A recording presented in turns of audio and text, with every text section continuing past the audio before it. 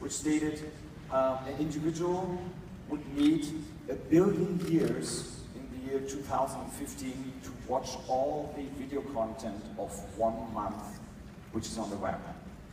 So we are bombarded with information, and we listen carefully to what Al said about this over-communicated society, which puts a stress and a challenge on marketing communication especially. All that mankind knows today is doubling every 3 years. All we know about biotechnology and neuromarketing and astrophysics is doubling every 3 years. 10 years ago, it used to be 10 years, right?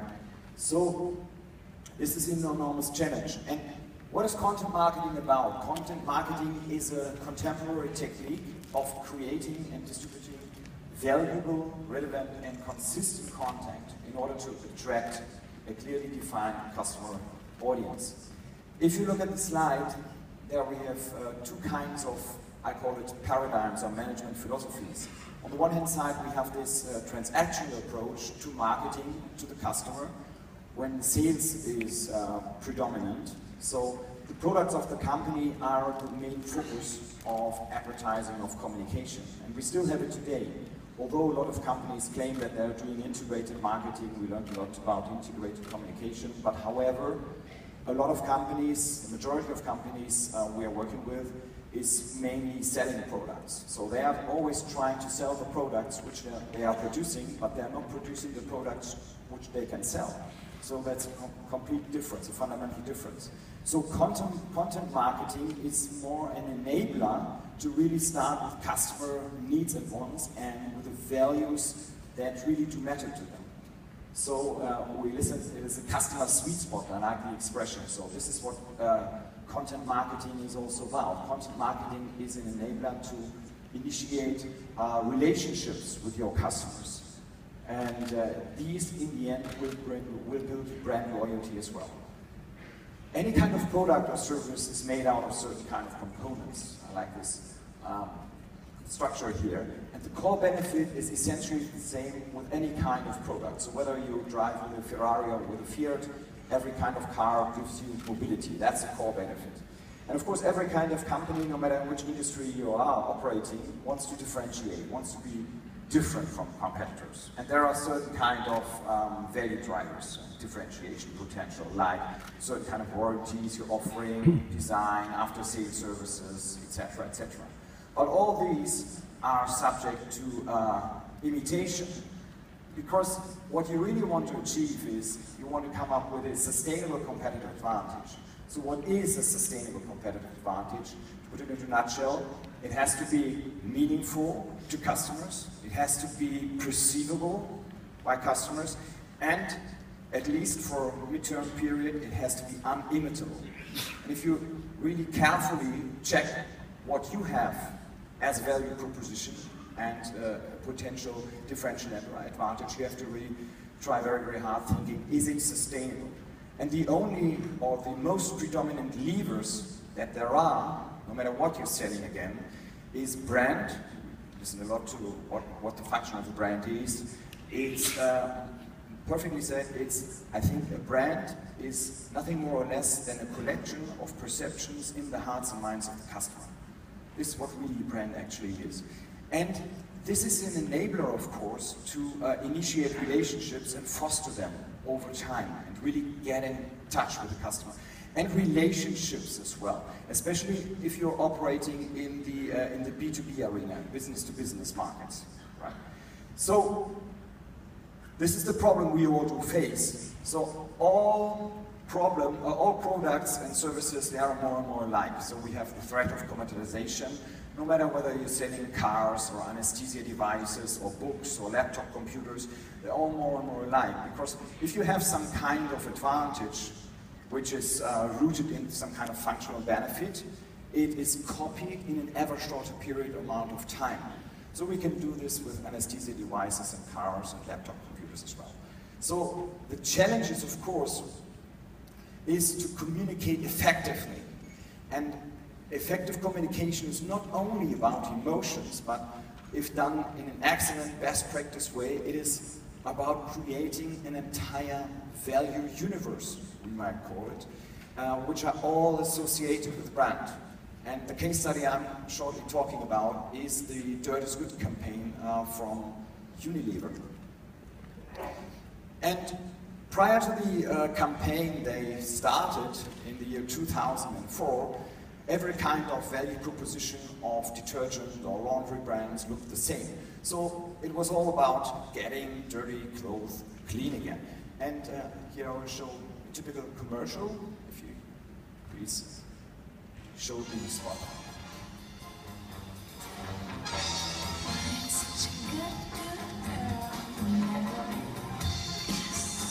Wow, you do look brilliant. New dress? No, it's renewed. There's a pearl wall for whites too. New Pearl Brilliant with Renew White Effect renews colors and gives your clothes a brilliant shine. It doesn't always have to be new. True. Let's try something new over there. New Pearl Brilliant. For a brilliant white like new. Nothing specific about this one, and every kind of brand, every kind of company has the same kind of communication.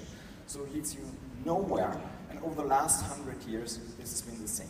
And Unilever at this moment in time started to think about how can we be different in terms of how are we talking to our customers, potential customers. How can we come up with a unique advertising advantage?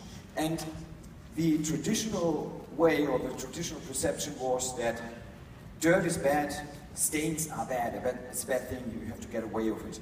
And there was a threat of commoditization. And as a result, or as a finding, as a starting point, what they did, they launched this Dirt is Good campaign, really positioning themselves clearly and differentiating themselves clearly from its competitors. Because what they said was, dirt is an integral part of children's development. So if they play outside and get dirty, this is what you should foster and should combat.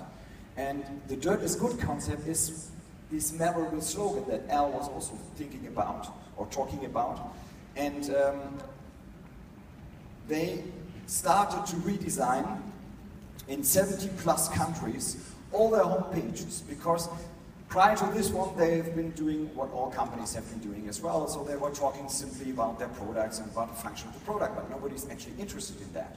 So what is the customer sweet spot here, and what is the greater benefit? And we listen to examples coming from Pampers, for example.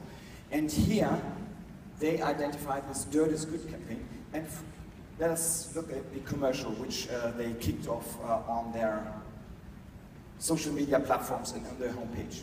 Can we see the commercial? Please.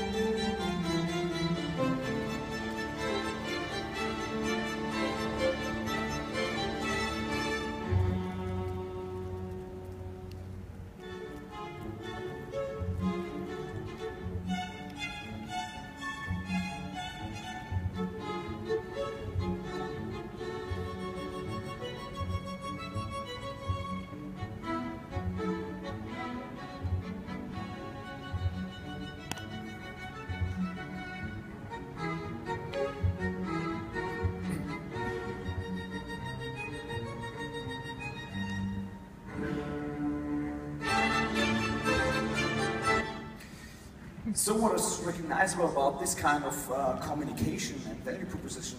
Where's the product? What are they saying? Nothing, it's just a positioning in the minds of the customer. And this is what Al is being the guru of. So it's a battle for the mind of the customer. It's about perception. And suddenly they were really perceived as being very, very different. And they conducted, there's no need to go through all these kind of studies, but they conducted a lot of studies. But they were not simply going out and ask people, oh, what do you want to a detergent brand or a laundry brand to be? Because there always, it is applicable to what Henry Ford said already more than 80 years or 90 years ago now. He said, if I would have asked my customers what they wanted, they would have asked for a faster horse. So always follow the principle that Google is doing. Follow up on the problems of people. Your customers can tell you a lot what their problems are with a certain kind of product. But if you ask, how shall the next 911 Porsche look like? You get some answer like, sporty, I don't know, like the present one, less fuel consumption. What do you do with this one in R&D, research and development? You can do nothing, you can make nothing out of it. So what they did was they were liaising, they were engaging with mothers and grandmothers, parents all over the world, and they were interviewing them as to their relationship with children and what a greater purpose to the laundry and detergent products there may be. And they said, dirt is about children's development. So they talked about children's development. And a lot of parents said, yeah, I'm afraid to, I'm anxious to let my kid play outside, and this is what really bothers me. And therefore, they initiated all these kind of studies here. And they did it all under the logo here of the stain here, of the badge. And all their global brands, they share the same kind of umbrella symbol here. So the Dirt is Good campaign was rolled out in 70 plus countries, and all their homepages were suddenly filled with content not about the product, but about this greater purpose, about this customer sweet spot, which is children's development. So they liaise with Harvard University and with psychologists at Oxford University, and they put a lot of content online, not about products, I say it again, but about this customer sweet spot, about this greater purpose, which is children's development. And that is fun, children's yeah. running Not that outside. is good. So can we look at this It's commercial? better, it's my point. Yeah. Because it's very, very powerful. Again, they are not showing any kind of product. Yeah. Even if my whole world fell down, I would be beside you. Even if you took the long way round, I would be beside you. Even if I were upside down. This is what we mean with content marketing is content communication actually. Yes. Not the real content marketing. We narrow the definition of marketing actually. And you wore your clothes the wrong way around.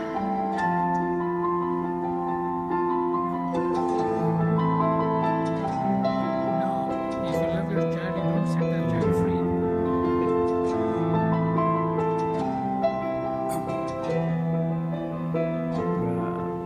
Dirt, it's It fun. was one of the all-time winners of last year's Carnival, by the way. It's one of, I think, most intelligent commercials ever made. And there have been 30 psychologists just working with this one. So what's the value proposition here? It's not about cleaning something, it's not about functional benefits, it's about greater purpose, about children's development. What is the little girl doing? She's freeing all kinds of animals, she's exploring the world around her, right? And what is the mother doing? She's freeing her child. And this is a very, very strong value proposition. It's very, very hard to compete with to what they're actually doing. Every child has the right to do that. And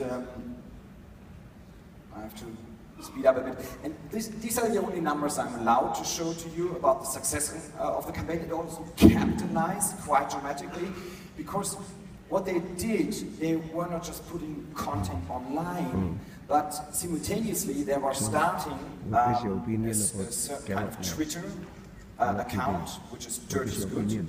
And also they had specific Facebook accounts to Dirt is Good, etc., etc. So they can track, or they were able to track, what is really the impact of this kind of strategy on customer interaction. And there have been, up to now, more than 150 million like the teen came to customer China and then interactions on inviting Twitters and posts, alumni, etc. And they follow up. Michael And always as you can see from the numbers here, get just coming invitation from to represent Indonesia 2004, because we are so sales active to connect with increased from and 473 Michael million saw seeing to that 3.7 this is a billion, different outperforming kind of- competitors by far. So this is Rob just Walcott some every images they December did, some come to print my ads. I'm quickly going conference. through those. Mohan Soni This is also. really This sad is a that different they kind had of it from thing. artists Do doing you feel it. that? Yeah, so And this is all supporting the youth, value the culture proposition is still here. the The little same. girl wants to become an artist, but now or the little the boy new wants to play culture, football. So this is that is on not his Kellogg. way to develop. That is their feeling. I'm not I'm not a Kellogg student. I love All Kellogg. these are just My daughter images now is in which support the EMBA. value proposition. All these has been also awarded at last year's Cannes here. It is a new Kellogg. Yeah, the new Kellogg. And this is what they launch in addition to this. So all kinds of initiatives like kids activities. Here the Kids Today project, this which is is a new also team. supporting the value proposition. Lots of tips Only and China. stuff to engage with their No, respective stakeholders. No, ASEAN. ASEAN is not in Now the button is not her working. diary. Now it works. I have to go to the final slide. So you may ask the question now, what is the implication for me, for my company? What can I do to apply this in real life or even in B2B business? So first of all, the content needs to be valuable. It needs to matter to customers, to potential customers, and drive customer interaction. Therefore, the most important success factor is content with really high journalistic quality. We're listening to John Deere example as well. And subject areas that are really interesting for people. What is very, very important is that the content does not necessarily 100% be linked to your product benefit, but to a greater benefit. Anyhow, it needs to be in line with the value proposition. That's So, a nice line. what are you getting out of that? So you get a lot of customer data, a lot of customer interaction. And finally, you turn customers more into ambassadors for your brand. So content marketing, I think, is a strong, very strong lever to really come out with a greater purpose, with relationships with your customers, and arrive at a unique advertising proposition. And my final slide, as always, is a quote of my mentor here, Professor Kotler. And the final question is always,